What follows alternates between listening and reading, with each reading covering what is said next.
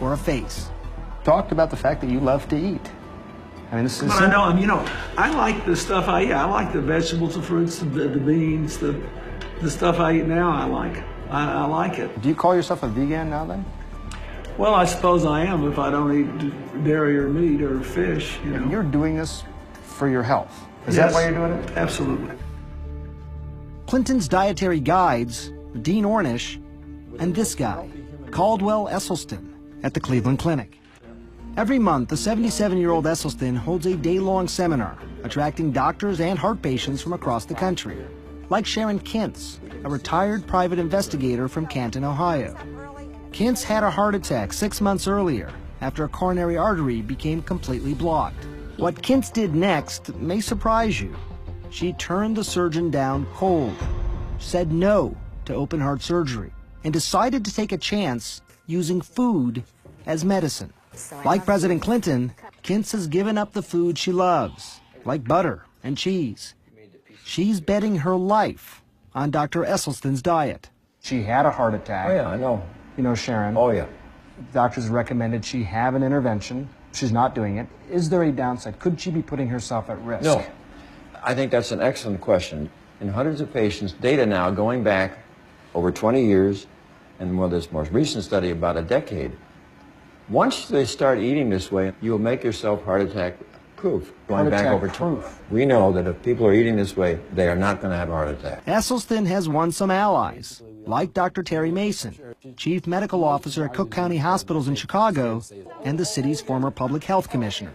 We've eaten ourselves into a problem, and we can eat ourselves out of it.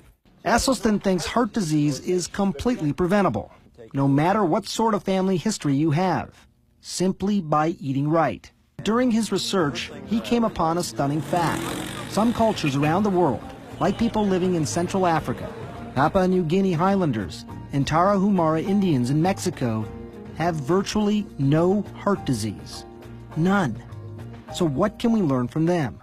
You have some easy-to-remember adages about how people can decide what they should or should not eat. We know what they shouldn't eat. That is oil, dairy, meat, fish, and chicken. What do we want them to eat? We want them to eat all those whole grains for their cereal, bread, and pasta, beans, vegetables, yellow, red, green, and fruit. Now, what particular vegetables do we want them to have? Bok choy, Swiss chard, kale, collards, collard green, beet greens, mustard green, turnip greens, Napa cabbage, Brussels sprout, broccoli, cauliflower, cilantro, parsley, spinach, and arugula, and asparagus. And I'm out of breath. President Clinton's diet, no meat, no dairy, almost no oil, got me thinking how different what he's eating now as compared to what he used to eat, and what most of us still eat.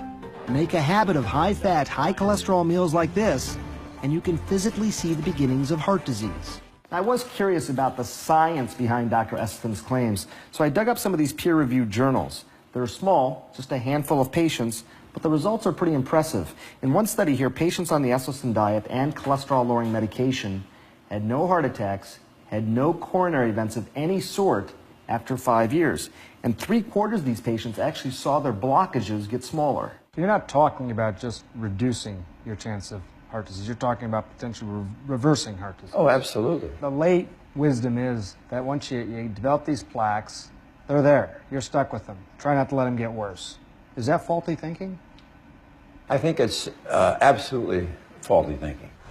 Here's a picture Esselstyn likes to show of a heart patient with a blocked coronary artery. And here's that same patient after going on a plant-based diet. You see the way the blockage has almost disappeared?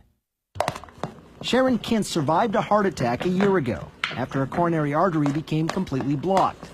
Now she's counting on the Esselstyn diet to keep her from having another.